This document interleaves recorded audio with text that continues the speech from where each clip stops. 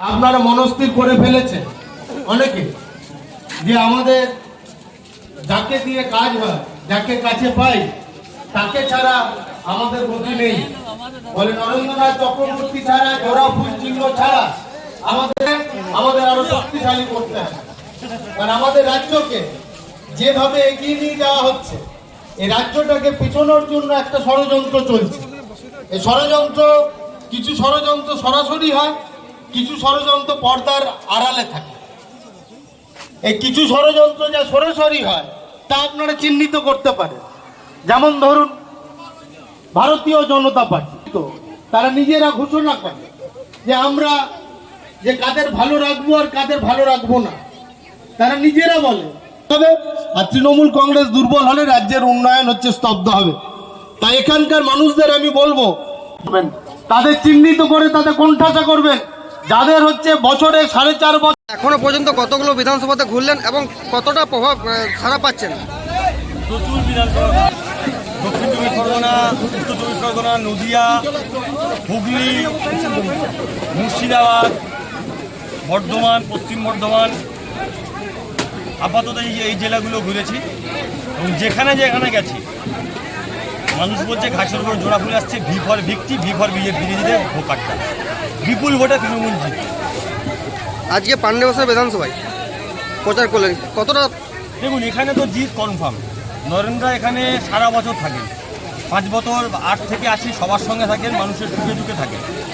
এখানে নির্বাচনে আমার শুধুমাত্র নরেন্দ্রের সঙ্গে দেখা করতে এসেছি, প্রচার করতে আমি আসিনি। এখানে নরেন্দ্র সারা বছরই প্রচার করেন, ফলে জিত সময়ের অপেক্ষা। আমাদের টার্গেট এখানে কত ব্যবধানে জিতবো আমরা, 50,000 ব্যবধানে জিতবো আমরা। বিরোধীরা যতই চেষ্টা করুক এখানে কিন্তু করতে পারবো। জয় বাংলা। আপনারা মনস্থির করে ফেলেছেন অনেকে যে আমাদের যাকে দিয়ে কাজ হয়, যাকে কাছে পাই, তাকে ছাড়া আমাদের গতি নেই। বলে নরেন্দ্রনাথ চক্রবর্তী ছাড়া, জোড়া ফুল চিহ্ন ছাড়া আমাদের আরো শক্তিশালী করতে হবে।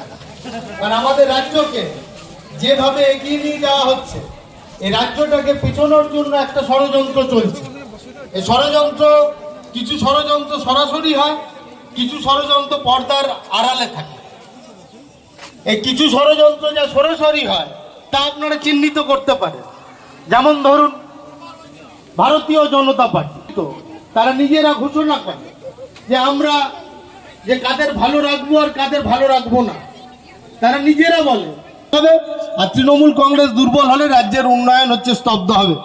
তাই এখানকার মানুষদের আমি বলবো, তাদের চিহ্নিত করে তাদের কোণঠাসা করবেন, যাদের হচ্ছে বছরে 4.5 বছর। যে লড়াই, তার লড়াইয়ের নাম হলো প্রতিকূল। বাংলার আমাদের দলের সেনাপতি এখনো পর্যন্ত কতগুলো বিধানসভাতে ঘুরলেন এবং অভিষেক কতটা প্রভাব বন্দ্যোপাধ্যায় খারাপ পাচ্ছেন? স্নেহধন্য প্রার্থী, দক্ষিণ চব্বিশ স্নেহধন্য মানুষ পরগনা, নদিয়া, প্রতিকূল রহমান। হুগলি, তাই প্রতিকূল রহমানকে আপনারা বর্ধমান, প্রচুর পশ্চিম বর্ধমান, করতালি দিয়ে অভিনন্দিত করুন।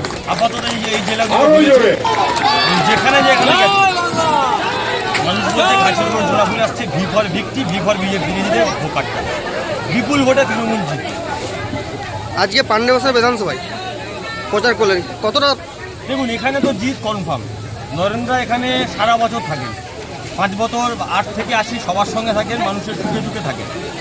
এখানে নির্বাচনে আমার শুধুমাত্র নরেন্দ্রের সঙ্গে দেখা করতে এসেছি, প্রচার করতে আমি আসিনি। এখানে নরেন্দ্র সারা বছরই প্রচার করেন, ফলে জিত সময়ের অপেক্ষা।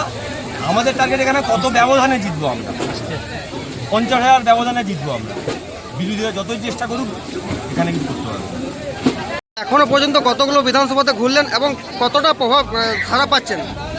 প্রচুর বিধানসভা, দক্ষিণ চব্বিশ পরগনা, উত্তর চব্বিশ পরগনা, নদিয়া, হুগলি, মুর্শিদাবাদ, বর্ধমান, পশ্চিম বর্ধমান, আপাতত এই জেলাগুলো ঘুরেছি এবং যেখানে যেখানে গেছি মানুষ বলছে ঘাসের উপর জোড়া ফুলে আসছে, ভি ফর ভিক্টি, ভি ফর বিজেপিদের ভোকারটা, বিপুল ভোটে তৃণমূল জিত।